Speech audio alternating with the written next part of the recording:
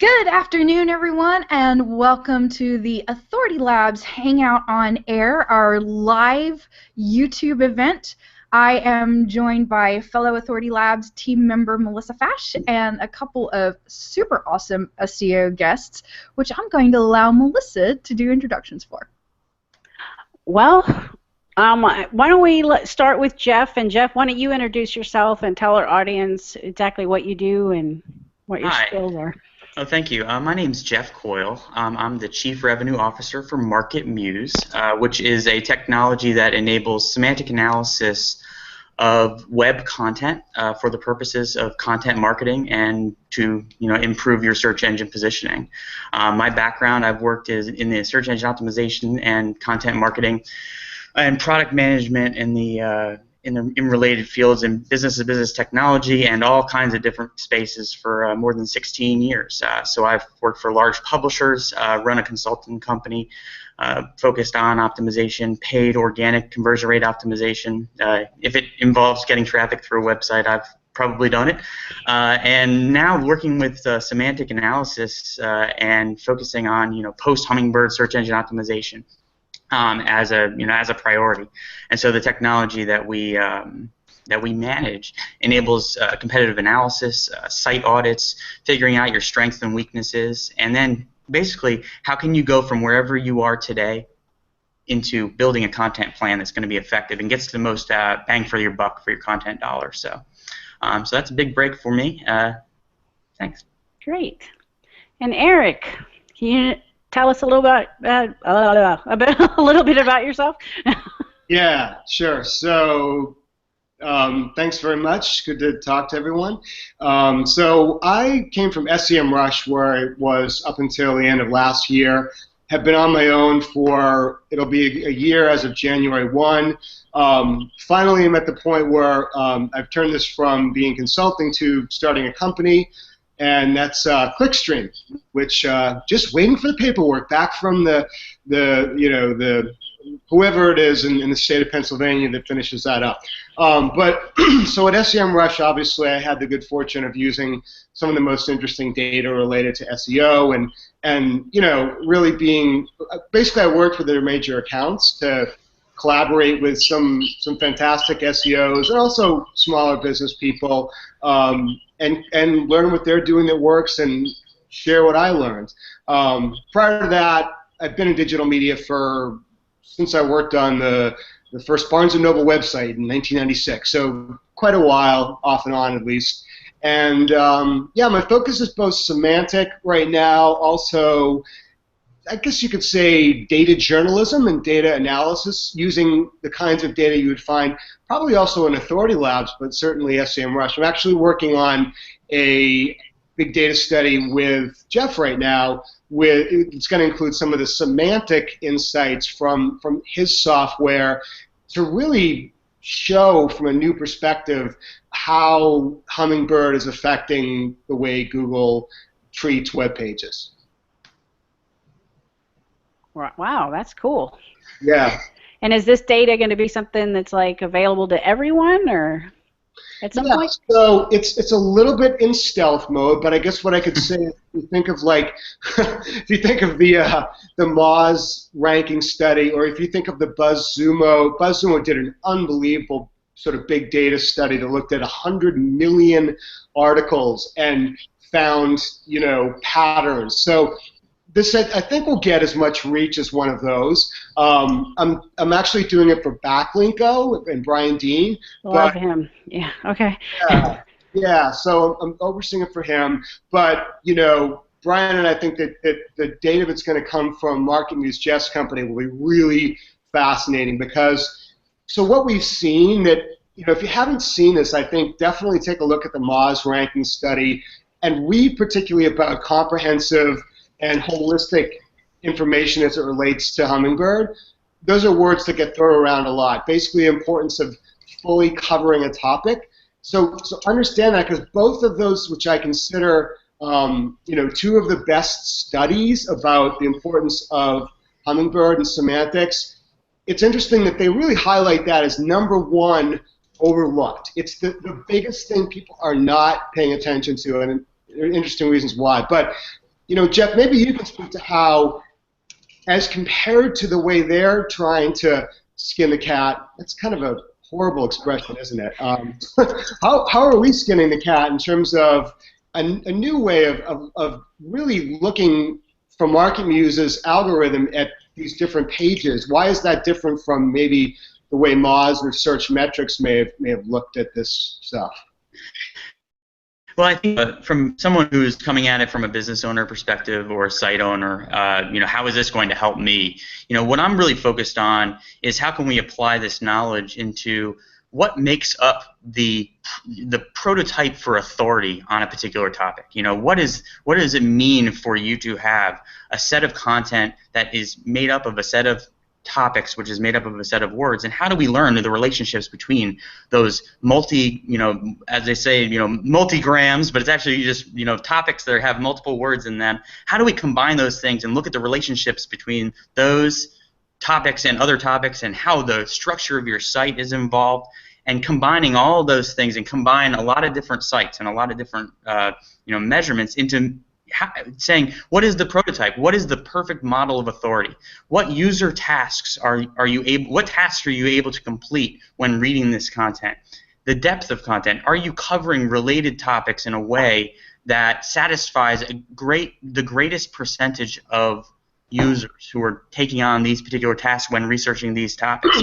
Because in the end, the whole goal of all of this is how are users having a more successful search experience. And if you can satisfy as many of these user intent profiles as you can with your content, then you are building a site that is a model of authority.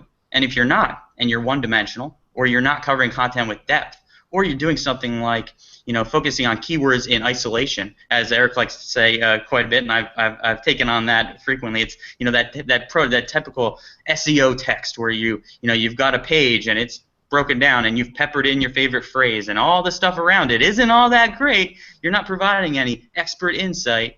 That's no longer relevant, and that's the important phrase, I think, as we're talking about today, is what makes you relevant to the highest percentage of users that are doing the things that you want them to do when they go to your site. And that's really what this data study is looking to do in a very, very different way. And I think what we're going to figure out is a lot of insights into how large chunks of topics are related to other large chunks of topics, and really build some observations from that about how Hummingbird has influenced what we see every day. And the greatest thing about machine learning is when it's done well, it looks real easy. Well, you kind of answered the first question I had for you. Good like that. If we made it a little simpler, if you were talking to an everyday business owner who isn't an expert in SEO, right? How would you explain what semantic search is and why it is important for them? Like, to understand the concept for their marketing in the future. Eric, you want to give? Yeah. So, and just to put a bow on what I was saying before, because Jeff's right to speak more about what's important to you guys listening versus why are these studies different. I think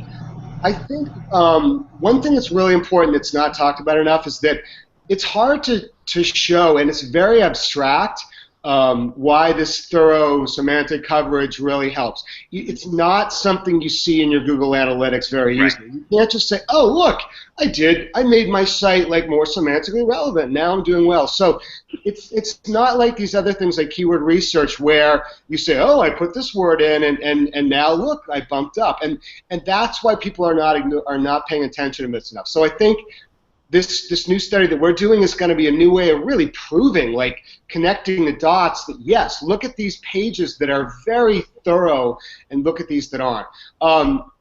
So how is it important for the everyday website user? They need to read about this stuff, and there's a leap of faith if they're not seeing it as easily, I guess you could say, correlated or as easily popping out at them in their Google Analytics. There is a leap of faith. Unless they use a tool that sort of grades their semantic, or if they just totally change their approach to how they're writing their site, it's not going to be easy to see the results, and it can be less rewarding. But once you what's the word? You take the medicine, you buy that this works, and you really change how you're writing so that you fully cover your area of expertise, you will see a difference over time. And Marcus, who's the CEO of Search Metrics, has been really focused on this for a long time, and he shows some great examples about sites that really fully cover topics doing well, and those that have like a topic creep, it doesn't do as well. So this semantic thing that Google's doing, it's good overall, but it's a little odd because if your website's kind of a Renaissance website where it likes to cover a lot of disparate subjects, it's just not going to do as well.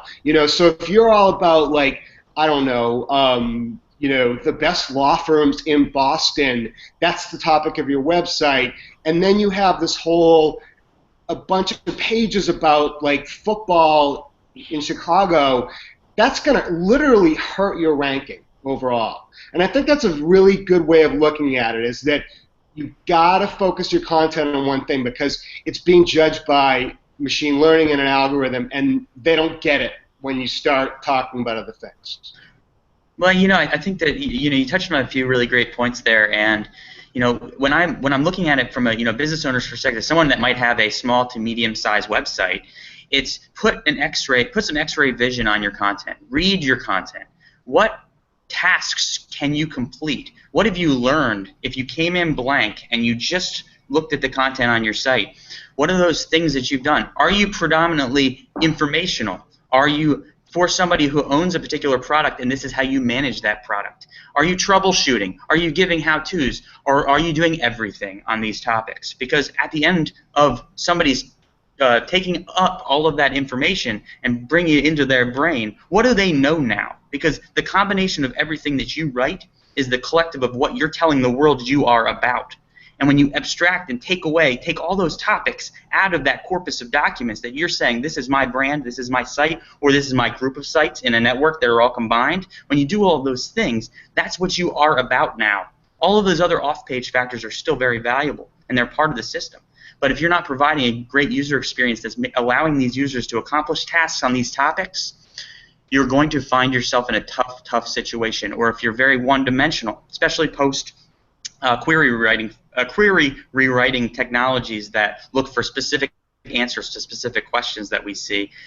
If you're only informational and someone is coming in looking for the answer to a specific question and you don't frequently answer that question or answer questions at all, you're going to start finding yourself as getting one-dimensional traffic. Users looking for what is this instead of how do I fix this. And so you got to think about how are users looking for your particular topics. You got to think about what are the words on your page, the topics that you cover, how in-depth you're covering them, as Eric mentioned, and think through what is the collective of all these things telling the world that I am about, and is that enough to being competitive? Because we haven't talked about competitive analysis, we haven't talked about the true models of authority, but these are things that you got to think about, because what makes you the most dominant force on the internet for this topic? And that's why semantic search is so different than just traditional keyword ranking, keyword studies, keyword optimization. A big dynamic is once you have that authority, you can really use, and I know this is a segue, this is something that we'll probably talk about, you can segue into other keyword research dynamics, but you really have to think about what does my site as a collective mean to a user who's going to consume all of my content. So. Yeah, the funniest thing I hear from business owners is we don't make money off our website. Yeah. Well, you're not giving them the information that they need, right, which Google would find valuable as well. And I don't know if you all remember the old days of SEO where you could just title your page with a question and Google would index it. Oh, yeah. Yep. I miss those days. Well, if you think about title misalignment is still a very, very common problem, even post-semantic understanding. So if the body of your content and your headline don't match your title, well, you're starting from a great area of confusion. Now, the search engine is going to have to do a lot more work. What the body means, describe the headline? Does the headline describe the title? And when you're doing mismatch in that type of situation, it can still create, it is now creating problems. It could add a more robust set of coverage topics for your page, but most likely it's creating a misalignment situation. So that's something to think about as well. So it's a good point and observation. Before you just put the question in, you probably were going to be number one for somebody typing that question. Yeah, good fun old days, right? Big long lists of queries and basically getting search results indexed almost. Yeah. Well, one thing that you all both have touched on that I heard people say repeatedly at PubCon they did not know what it was is machine learning. Can you guys kind of break that down for people? Sure. I'll Eric, do it as Eric, someone that you know, that I don't know a lot of the super like detaily stuff on this, and I used to find some of these things intimidating to understand, but they're just not, you know. I mean, so I don't know all the super details, and I don't need to for the kind of research that I do to work with clients to do this stuff. It's not rocket science to do it if you understand the principles. If you have to write the algorithm like someone working for Jeff's company, then yeah, they could be a rocket scientist probably. But so machine learning is really pretty simple. It's just the idea that Google is, you know, as they cull these results, as they crawl pages and they put these things in their databases, they analyze what they found, and they find meaning, or they find results, they find similarities, they find correlations that helps them learn. It helps the database learn something new to apply to, let's say, the next time they go out and crawl, or the new way that they want to, you know, tweak the algorithm.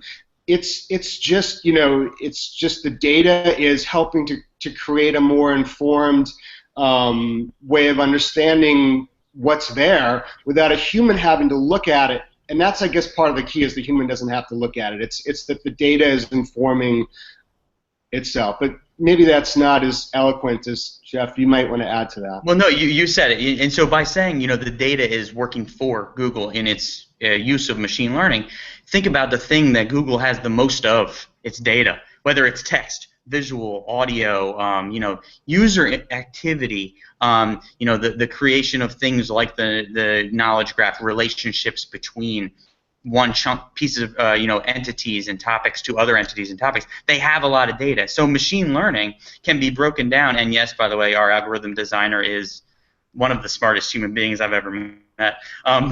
But you know, yes, machine learning is about, you know, there's a lot of different types of machine learning. Some of them are supervised by data sets, and when you have a lot of examples that are all labeled by some sort of labeling process, that can be very, very valuable. When you're dealing with something that's more unsupervised learning, that's when you're, you know, learning from observations or data sets that, you know, where it's just continuously moving. And when you think about the early days of Google using this type of technology, they were taking hypotheses about what makes a search result more successful, or what makes a search result of better quality, or what makes a page of better quality. They would apply all of this technology to that to say, okay, out of the bottom of the funnel there, did that work? Did my hypothesis work? If it did, we might consider it for a ranking factor. Well, over time, that's continued to grow and grow and grow until now we are where we are. And it's happening all the time. It's going to mean that the algorithm, the changes in the algorithm, the specificity of what they can even publish of what the algorithm does, or what makes up a fantastic web page, is going to get less and less and less. And so for business owners, you take that and say, there's not going to be a hard set of things that I need to focus on. I need to be focused on user satisfaction. I need to be focused on where am I appearing in the search results, and am I providing a great experience? And how do I do that? And if somebody came to my site and read this page and they felt shortchanged because they were looking for this topic and what I gave them was this, and it didn't provide all the information that I could have, or I was so focused on my product, I wasn't focused on what the user would want when they found my product. When I take these things into account, you're going to start seeing that Google's machine learning technology is going to start to decide what is quality, what isn't, a lot quicker. what is comprehensive coverage versus what is thin coverage, what is A versus B, however you want to say it. It's going to happen a lot more, and you're going to see things like visual representation, images, image modeling, which they're already doing, to say, what images actually mean. You're going to see audio. They can already, the predictive API can already break down audio chunks into syllables and things like that. So you're going to see a lot of crazy stuff like that. If you want to look up the predictive API, that's a reference that you can look up. There's something that you can see, some direct applications of machine learning that Google uses. Sorry, it's called the prediction API. And so, I like to think about it as no matter how I slice and dice my content item, I might be using, algorithm A that looks at proximity of word A to word B, or query similarity, or direct questions and answers, or other types of concepts. What I'm trying to get to is, over time, the results are going to get better now at a rate that's even more amazing than it ever has been in the past. So I've got to satisfy the tasks that the users want to complete if I want to be successful, and also to make myself a model of authority on these topics. And that's how machine learning is going to affect you if it's not already. If it probably is already and you don't know it. So I would look at the people you're competing with on the topics that you care about and say, oh, how are they doing a better job than me? Are they doing a better job than me on this topic? How are they doing a better job than me on this topic? What are users looking for this likely trying to accomplish? And over time, machine learning is going to make those result sets the people who are doing it versus the have-nots. Great, thank you. Okay, well, based off of what you just said, which there was one point you talked about, are you giving the customers what you want? Right. And there's a lot of SEOs today who state that conversion should be the complete focus, and keywords no longer matter. So my question to you is, do you feel that keyword query research is still important? Or are you, there's like a split, and I don't know if it's, I guess I'm still stuck on keywords because that's, and when you think of semantic, but a lot of people say they're dead, and I just want to know what your thoughts are. I would love to take that one. Okay. And the reason is because, I am coming from SEMrush, which, is kind of, first and foremost, all about keywords, right? So I've made this sort of transition from, looking at keywords to thinking more about also semantic relationships. So I think one thing that's really important to me that I talk about a lot is the difference between related keywords and understanding the semantic relationship between words. And that's a really good place to start when you're doing research for your new content. And so related keywords are used all the time. You find them in Google Keyword Planner, you find them. I don't know if you guys have that sort of thing in AuthorityLabs, but SEMrush and these other tools. The problem with them is that you don't know how the degree of relationship, how close it is. So in SEMrush, if you were to look for USA and the related keywords, one of the top ones in the list would be basketball.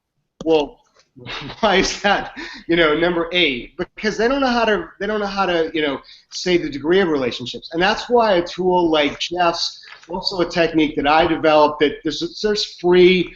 I have free access to this on my website, but that actually look at the appearance of these words and how often they come together. Tells you not just that they're related, but wow, this one is really close and that one is further away, so that you can really start thinking about what are the things that you really need to mention more often than other times. So that's a way of getting beyond just keywords. Having said that, yes, Google will use related or semantic or synonyms when a person does a search, and it's not the exact same words. But a blue widget sometimes is just a blue widget. If somebody's looking for like a blue Cadillac and they search for blue Cadillacs, Philadelphia, how many different similar things can Google return? Not many. So keywords will always be really important in that way. They'll also be important because in the end they are the way that we're looking for these similarities. So you may go from related keywords to semantic keywords, but in the end, we're always talking about words. They're what we're measuring. They're what we're using, and we're just, when Jeff and I talk about using them in a comprehensive way, it just means, yes, these words are still important, but the way we put them on a page is more complex than just thinking about them as related. So I still try, to rank for head-tail words and phrases, because again, a lot of times there aren't many ways of saying the same thing.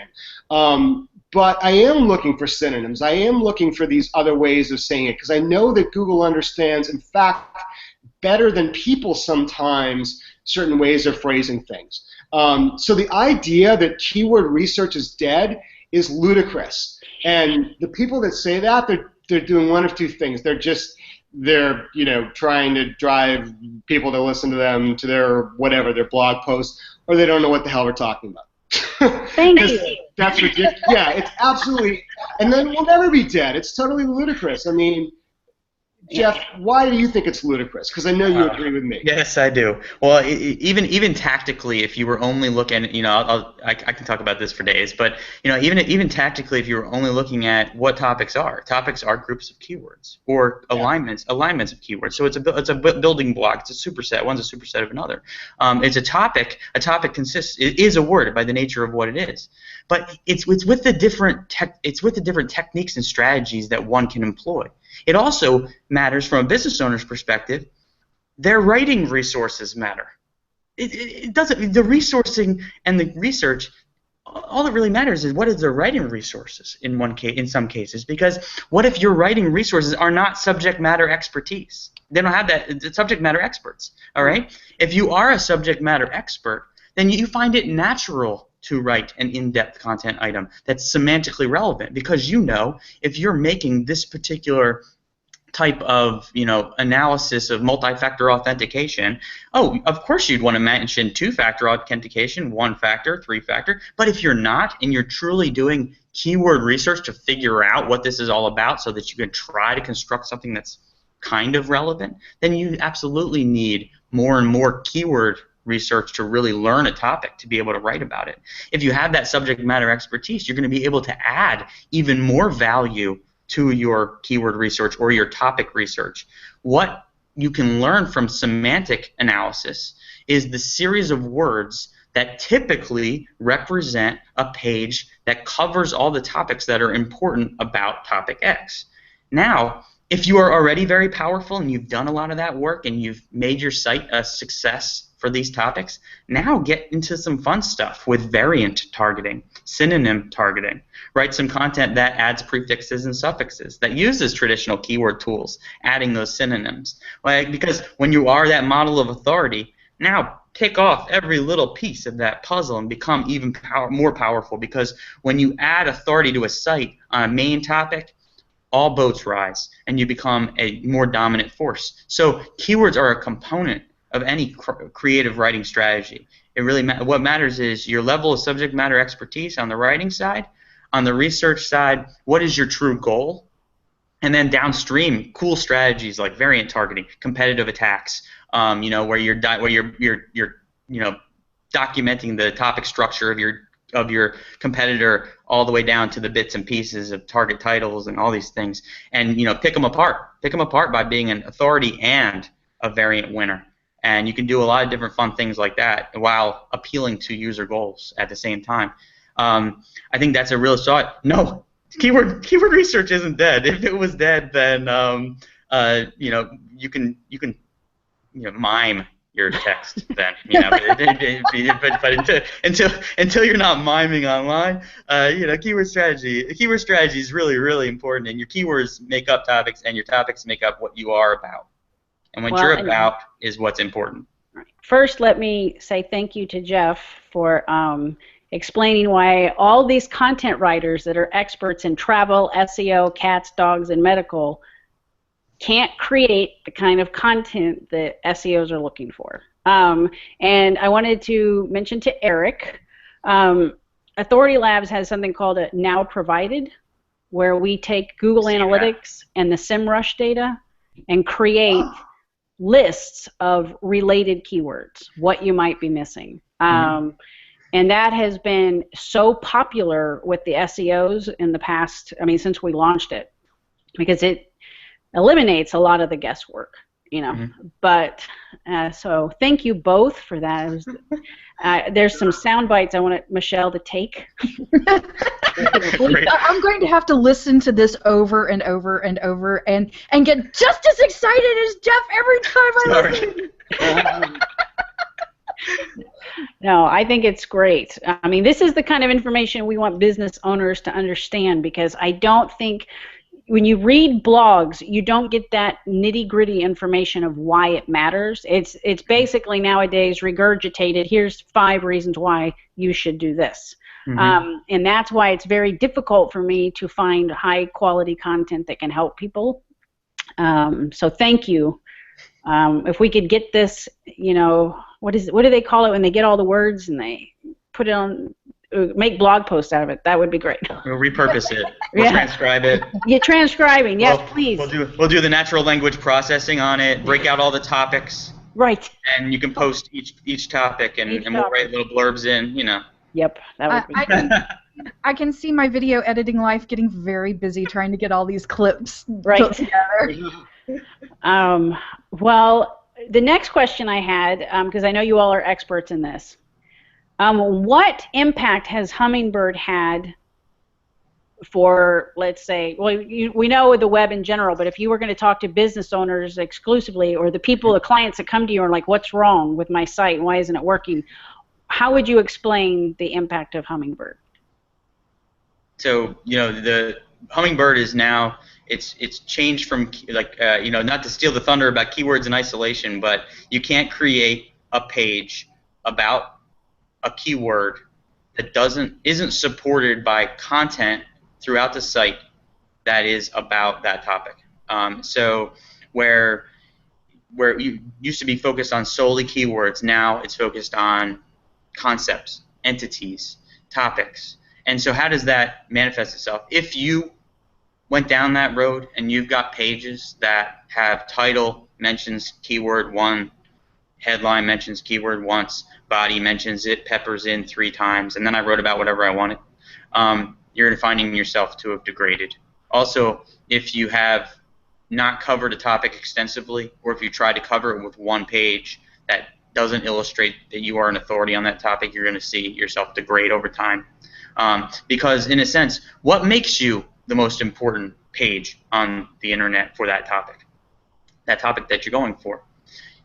There is off-page values, and they're all very, very important, and that's another topic for another day, because there's other signals that the search engines can use to say, oh yes, for Cadillacs in Atlanta, this is the place to go. There's other ways for them to figure that out. But as far as the collective of content on your site goes, you know, what does that mean? And are you there? And so that's something that Hummingbird changed, because you can't just get there with a series of data points. Now it's a combination of those things that makes successful searches. And those successful searches could be happening for a lot of different reasons. So if you look at like the profile of on-page plus off-page plus quality even after Panda, and you mix all those together to show search results, now it's just this dynamic end set of factors that all combine for success. How do you reverse engineer that? That's how Hummingbird changed the world. It's not A, B, and C anymore. It's makes things good, makes things good, makes things better equals this. And so it's a good way to think about it. Yeah, and so I'll add a couple things to that. One thing that's really interesting is that because Google has more confidence in being able to understand the content that's on page, I don't know if my screen can be seen, but maybe that's just how these Hangouts work. Is my screen showing now? No. No, not yet. Oh, there we are. Okay. Anyway, so what's part of why Hummingbird and the complexity of Google now return such great results is that they have the confidence to look deep into the page and understand the complexities of what a page is about. So you now see that the sites that are really well written, and that not just one page well written, but a bunch of pages really cover something fully, they get ranked for a lot of long tail. And You know, any business owner or somebody running a small website should know that probably most of your traffic comes from long tail keywords. So what's happening is that once you write like a piece, a longer form piece that's really well done and no one's done it as well, you start getting a ton of long tail from that. And one of the ways, so again, that sounds really abstract, like how do I know that's true? Well, one way you know it's true is just by looking at things on a page level. Are you getting, because there's the not provided, which you can get around, like with AuthorityLabs, and there's other ways, even Webmaster Tools gives you some ideas, but you'll see that in your analytics, that you're getting a lot of traffic for longer terms for these pieces that you know you really wrote well and that they come together well. The other thing I've done, which is I thought was interesting, is I looked at, using SEMrush, how many pages, how many words rank per page, and the sites that we know really cover topics well versus like this old school sites, it's unbelievable. You know, they'll rank for 1,000 words. Now, obviously, sometimes that's because it's got a bit more link juice or something. So Wikipedia, you look at one page, how many like keywords that drive over 10 searches a month go to one Wikipedia page? It's typically 1,000. And it's hard to separate, well, or over 1,000. Is that because they're just like, the link juice is amazing, there are other off-site factors, or is it because it's the kind of full, you know, full comprehensive content about this topic, because in the end they seek to fully write about something. So it's hard to separate, you know, what's causing that for Wikipedia. But if you go and start looking at comparisons of other sites where, you know, they're old school versus new school, and there's not much engagement, it's not that well written, versus there's more ways for users to engage on page and it is well written, you definitely see that those sites, and they may have, by the way, the exact same link profile, so it's not just off-site characteristics. You see that this better written, full coverage page is getting ranked for much more long tail, like, you know, 10 searches per month type of words. Yes. It's a fact. You can't deny that. That's a great place to go. And, you know, as he brought up Wikipedia, I had a friend one time tell me that, you know, my life history should be called beating Wikipedia, because that was a focus of one of my a long time in-house career for me. But, you know, words per page, keywords per page that you're getting from keyword ranking tools. That's a great report. I know that's coming from a third-party tool. What I also, to flip that back on its side, those are keywords with volume, keywords with measured repeatable volume as coming from the keyword tools, right? So that's important. So now I like to look at other sources of data to see that. And when you've got a page that has 1,000 trackable keywords with volume, now look at the total entrances, right? What can you learn from that? You can learn click-through rate. Is it outpacing averages? You can also learn what I like to call the term pool multiplier. Sorry to get a little abstract, but if I can calculate from a third-party tool that I should have gotten 1,000 entrances, but I'm actually getting 6,000, and there's a gap of 5,000 entrances that I don't know where they're coming from, ooh, that's a powerful authority page. Oh, there's a lot of long tail that I need to do more research on. And so when I can find pages with that term pool multiplier that's really high, I've got so much work to do to figure out how I can really take advantage of that. So, yeah. So well, and thank you. I think that everything that Jeff and Eric have said since the last question I asked is it should be played for every client that is like, I don't have the money for content, or you know, because right. A lot of people say they shouldn't spend money on content, and you have to, or you're just not going to survive. Well, a lot of people say they shouldn't spend money on content planning as well. And I'm like, okay, just burn all your money into a big fire pit, and then someone else is going to come along and outperform you with great content.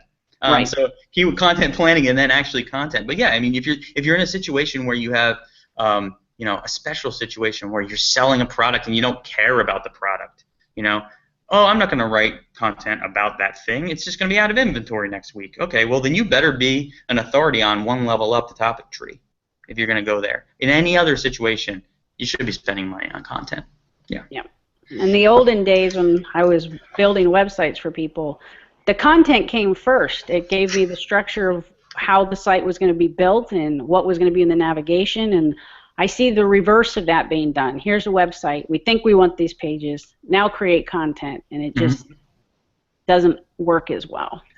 Yeah, well, my background's in information architecture and usability, and so yeah, you're right on. There's a lot of parallel. You might be in a lot of your business owners or people. I don't know exactly who's watching this, but they might be in situations where the only content they're allowed to control is in the blog, and the blog rides in a parallel line to all of their other products. Yep. Guess what? You've created a silo. Don't silo your content. Don't silo. Figure out a way. Figure out a way to connect the dots, because that's what people want to do. If they read your post about how fantastic your cheese product is, right, and then you can connect and actually make those relevant contextual links, don't silo them. Just because it's corporate marketing and product marketing and search marketing and they don't talk to each other, you still have to connect your content. You know, and just because your editor doesn't like your SEO doesn't mean that you should, you know, ball them up and separate the content, because when Google reads that, they're going to see that there's something wrong. There's something seriously wrong with you're not natural. Your structure isn't natural. It's not how users should consume your content. So I see a lot of situations where, you know, you have a blog link on the bottom, and then you got 1,000 content items in the blog, and everything else is over here. What message does that send to the search engines? It says you don't really care about the content down there. Your company doesn't care yet. You got to be that internal advocate that says, "Yo, care about this." That's the only way it's going to get traction. We need to integrate it. We need to integrate it. And yeah, exactly. What message? What message does that send to everyone that looks at that? Is, you know, oh, there's a pocket of content. Oh, okay. You know, they did it for SEO. Right. Well, there's a lot of optimized sites that don't make money. You know. True story. And that's what I think people need to get. Now, based on, I think this next question, you all have probably answered as well. I ask everyone this question because I know there's a lot of SEO agencies out there, and I don't want to take money out of their pocket. But this gets harder and harder every year. And the skill set and the ability to understand the data is more and more important every year. What skill sets do you think that SEOs need to have today to actually do a good job for clients? And then what recommendation would you have for clients looking to hire an agency? Like, what should they look for? Because there's all these articles about, here's your checklist of what to ask, and they're all stupid. So I just wanted to know. There's one that's really good. I'll send it. I forget where it is, but there's actually one that's really good. I didn't write it either, so. Okay. Well. I'm vouching. I don't even know who wrote it. I just read it one time, but yeah. Thank you. We all need that. Yeah, I think so. Actually, I tend to not read that kind of thing. So maybe it's good because my perspective is just what I think and not really influenced by reading that sort of thing. Although, of course, also from talking to others in the space. But I think one of the most obvious things that you need to look for is that somebody understands. SEO now overlaps with many different disciplines, so that person has to really understand the overlap. I mean, you can't be doing SEO and not really get social. You can't be doing it and not be good at some data analysis.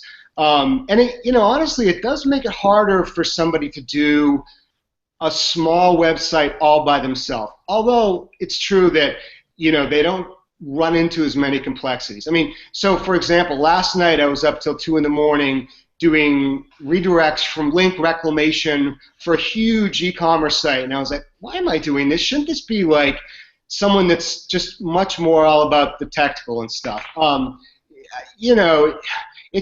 think it's more complex these days, and so you need to have that overlap. You need to know. By the way, I would say I sort of speak to a lot of SEOs, and it's again part of having come from SEM Rush that I made these connections. And one of the things I see is the most sought after skill is technical SEO, and it's so important. And again, that's more complex than it was 2 years ago, but it's looking at all these on-site things. I mean, I have someone working on a 30-page document like writing a freaking book for the client. I think it's 30, maybe it's bigger, about all of the things that are good and bad and what they can act on the most for a very big site, granted. So, you know, there's these disparate skills. It's more complex. And then I'm trying to think what else I might be missing here. I just think it's crazy when people say SEO is any less important, and I think it's been shown that it's not. I mean, Moz has done, for example, a study that showed that, I think it was from Indeed.com, that in fact the term SEO in job headlines appears more than it did a year or two ago. So it's not less relevant. It's just, you know, you need to have a broader skill set, or you need to be able to work with the other people that can contribute to what you're doing. Yeah, I think you hit a lot of them, and you know, I guess I'll be a little bit more blunt on a few things, but you know, red flags, guarantees if you're strictly talking to an SEO, should scare the heck out of you. And when they're guaranteeing something without understanding your business in detail, and a search engine optimization team should be thinking about inbound marketing as a whole. Understand your entire portfolio of traffic. They should be trying to understand your business. They shouldn't have a factory mentality for their clients. You should understand the dynamics between all of their clients, and do they treat you the same way as they treat another pool of customers? If they're not willing to answer questions that you ask for any reason, or they fluff answers when you ask them really tough questions about their processes. If they're saying that they have black box or systems behind the scenes, go that extra level, ask them about those systems, ask them what they do. Take that into consideration. Be the devil's advocate they don't want to hear, because that's when you're going to figure out what they're really made of. Whether you're talking to someone with 1 year of expertise who learned from 6 or 7 PowerPoints and by reading a book or two, or whether you're dealing with somebody who needs to connect you 1 level up in their organization to the person that really knows what's going on. You need to get to that bottom of that, because certainly, you know, search engine optimization agencies, search engine marketing agencies, all-inclusive agencies have to have people of various skill sets. But who do you want to do business with? That's really important when I'm talking to people about this. And people ask me this question every day, because I was an in-house for 15, 16 years and didn't. And so, you know, I have the absolute, you know, vision. Tell them what your problems are, right? If they don't want to know what your problems are, give them an opportunity to ask what your problems are. But if you go into that conversation and it never gets to what your problems are, it gets to the products they're selling, or the things that they're selling, or the pieces of expertise that they know more than you know, or scaring you, leading a conversation with fear, uncertainty, and doubt in a conversation, that irks the heck out of me, all right? Disruptive selling is one thing. Hey, there's a great opportunity for you to really take over this space. I can see it. Entering that conversation by saying, "You're 22 in the search results, become 10." You know, it's like, don't try to scare me into spending my money. You know, you're a consultant. You should be thinking about how I can do a better job. Those are the different types of things I like to look at. And on the technical side, absolutely. Ask them some tough questions. If I were going to change my website from this domain to that one, how would you handle that? Come up with a tricky set of technical observations. Oh, you know, what if I wanted to, you know, these 2 content items, if I wanted to merge them into one, what would you recommend? If I wanted to change my taxonomy in my site, how would you go about doing that? In general, just give me some abstracts. If they can't react to that and tell you how to do it, they're not the business for you. Yeah, and just 2 other quick things too. I would just say goals are so important, but they can be the biggest challenge of both choosing, you know, whether it's a consultant or a company for an engagement, but also for that person that's on the agency side or the consultant side. So think about how you can set realistic goals. That's really important, and there's often a mismatch. So, you know, I get a lot of people saying that they want to see a certain percentage of traffic growth in the beginning, and they want to set that in the beginning before an engagement. But, you know, clients have to understand that a lot of this is similar to public relations. You know, yes, I have a history of if I were in PR, of getting articles published in, I don't know, Philadelphia Today or whatever city I'm in. And that's what you can go on. But can I tell you that I'm going to be able to get your business in Philadelphia Today? No, I can't. So there's some uncertainty there. So, but having said that, there are definite goals. And some websites, usually the ones that have been around longer, if you're hiring someone, there's a lot of stuff that can jump out. And that's, you're almost in a better position hiring someone because they can really, the smart people can say, wow, look at this. I see this just from a pretty quick look, and they can explain it well to you as to how it will help change it. Other sites, either if they're newer or they're just less definable as to what can be done for success. Right. I had an interesting case where someone had been in ranking #1 for basically cosmetic dentistry in one of the biggest markets in the United States, and he thought that and hoped that I could look at everything going on with competitors and himself within 5 hours and just see what pops as to what the reasons were that he'd fallen behind. But it can be very complex. It's in his case, it was really a lot of things. It wasn't just one thing, and I had more than a theory. I was pretty sure that there was one in particular that was really causing problems that I wanted to focus on. But again, with some sites, you don't know exactly coming into it what the goal should be in terms of traffic, but you can certainly predict and make some goals about this is going to help more than that, and here's what we can expect to see happen by making these certain changes. Yeah, and having lead goals, having traffic goals are all fantastic. Making sure though that when you give those goals to your agency or to someone that's helping you, that you support them with their strategy too. So if they say you're going to have to build this to get that, you have to execute on it if that's your job to do it too. And if you need lead conversion help, or you're going to have to build some premium content if that is your business model, you're going to have to support that. So if you have those expectations of achieving your goals, if they're an all-inclusive agency, you got to give them enough rope too. Great, thank you. And one thing I'd like to say, based off what Jeff and Eric mentioned repeatedly, is the conversation you'd have with an SEO company. So if you reach out to one and they send a quote and they haven't talked to you yet, and they haven't really got nitty-gritty into what you do and what you need, they're not right. Absolutely. And there's no standard SEO for everybody. It's all unique plans for everyone. And I see these quotes and I'm like, oh my God. Well, it's great if they've shown you it's referenced as an insight-based selling.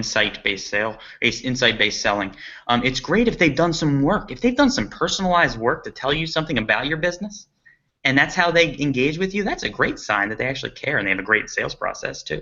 Right. Now that I'm selling all day every day, that's part of the world. We make sure we go in with a lot of information. That's part of the mystique, right? So right. you want to make sure that they've actually done that work, and it's not just a boilerplate. I mean, like you said, a boilerplate quote. If it says X keywords, 26 keywords, and we're going to improve your ranking for 5 keywords this month, and then 10 next year. It's like, no, you're not. You're really not. So yeah. Yeah. Well, Michelle, did we have a question? I do not have anything coming over the Authority HOA hashtag at the moment. I have been sharing several of the really good quotable quips and making sure that people are watching and paying attention, and we've had several people check in, check out, check in, right. check out, which is cool because everybody's getting that bit of information that they really wanted. So we're doing well, but no viewer questions. There is one question, and you might not have seen it because you were tweeting so much. And I don't know if you all can answer this. It says, I use AuthorityLabs to track a few keywords, but I really want to dig in and get the most out of my site. Best place to start is, I would recommend rewatch this whole video. And take a lot of notes, number one, but if you all have any other thoughts. Well, I think someone in that situation where they're tracking only a few keywords, try to think about what are the user intent profiles that they're going for with their site. Try to start thinking about competitive analysis. Those would be two places I would go. Both things you can do with AuthorityLabs, certainly, and also just in your mental model. Try to think about build out a model of what some of your competitors are doing, the ones you consistently see. Try to find areas of opportunity where you have pockets of keywords within a topic that are all kind of lagging behind where you'd like them to be. Try to ask yourself why, and do a little bit more research and take the next step on that. I think that would be a good next step for somebody in that situation. So, and I would also say, so one of the best techniques when it comes to competitive research is to find sort of a carbon copy of your website. Find another site that you see as being just like yours, and that's usually limited most by when you're looking for that those 3 or 4 competitors by what sector are they in or what topics do they cover. So if you're giving it all away today, Eric. Well, I mean, I love it. Yeah, I know. That's awesome. That made me happy.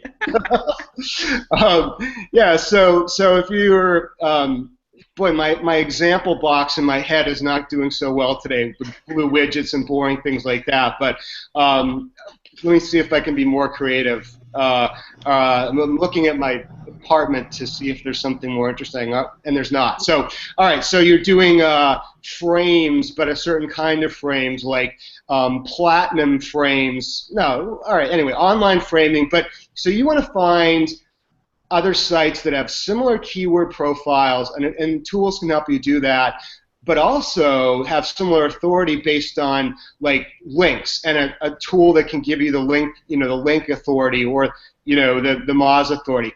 Once you've done that, the real trick in all of this is, yes, keep in mind you need to be comprehensive in what you write, but and I think a lot of people use this strategy, but then when you find these carbon copy sites to yours, you say, okay, well, what they can rank for, I can rank for. So you never thought of writing about, I don't know, 5x7 wooden frames, but everyone out there is searching for that. It's got tons of search volume, and you see that your carbon copy websites were able to rank in the top 7 for that. Go for it. But you also see tons of search volume for another search, and you see that those carbon copy sites tried to write about that and failed. So don't do it, unless you think there's other reasons why they didn't achieve it. Well, that's it. You got it. Yeah, that's a good one. Yeah. Well, I always like to look at like references where dial 1 number higher. Yeah, they always say if you want to go there, that's a good reference. You can look that one up. But look at the collective of stuff and do it a little bit better if you're so inclined. And sometimes that can make a big impact. And when you're looking at parallel sites like Eric just described, I mean it's a winning strategy. It works. Yeah, something I used to do is I would take whatever the topic was and I would go to like a city like Beverly Hills or New York, where those people had the money to invest in their content and website for maybe the same topic.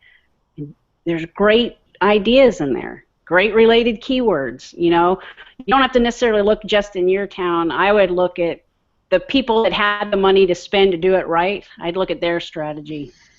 Yeah, that's a great idea. Oh yeah. Yeah, when you can find pockets of content, that's a way to do it. And if you can find their gaps, topic gaps, are very important, competitive topic gaps. If you can fill their gaps, they're not going to fill theirs likely. So when you fill their gaps, you start outperforming Wikipedia. Well, thank you. You guys were amazing. I think this is probably the most informative hangout we've ever had. Wow. Can I put that on my website? Yes. I'll link to your Twitter profile. Yeah. I really loved everything you all had to say. So Great. Thank you so much for all your knowledge. And where can the audience find you on Twitter? Or? My Twitter is Jeffrey, JEFFREY _Coil. Okay. My business is Market Muse, MARKETMUSECO. And marketmuse.com. My email is jeff@marketmuse.com, and you can send me whatever you want. And My phone number is 678. No, I'm just kidding. I was like, wow. Eric? I was kind of one-up him on the phone number and give something that's like even easier to reach me, but I can't think of a way to do that. I do use Twitter a lot, and I do have a very long name, so I don't know how anyone's going to remember this. If you want to throw it up on, on chat right now, great. But it's, you know what? If you guys will follow the AuthorityLabs Twitter account or the hashtag AuthorityHOA, we have been pinging both Eric and Jeff all the way through this. It's really easy to find their handles if you just go find us on Twitter. Yeah, that's easy. And then, the other thing I just mentioned is that I'm, like I said, kind of excited that just launching this company. I've had a website around for a long time, but it's kind of done a rebrand and just went on to a new domain to reflect my new company name. So my website, if you want to check it out, is clickstream.cc. So hope that's not. I didn't use the CC because I wanted to be like a hipster or something. I did it because it's the most fun domain extension that Clickstream has not already been used on. Okay, that makes sense. Yeah. Well, cool. Well, thank you so much. And Michelle's going to have a lot of work to do. All right. Well, thank you so much. This is my kind of work. Yeah. Great. All right. Okay, Michelle. Well, that does it for us and this edition of the Authority HOA. This is also the last hangout for the calendar year of 2015. Please keep your eyes open and join us for 2016. We've got several great guests and topics lined up for January once you are ready to kick off your new year. But until then, thank you very much for joining us.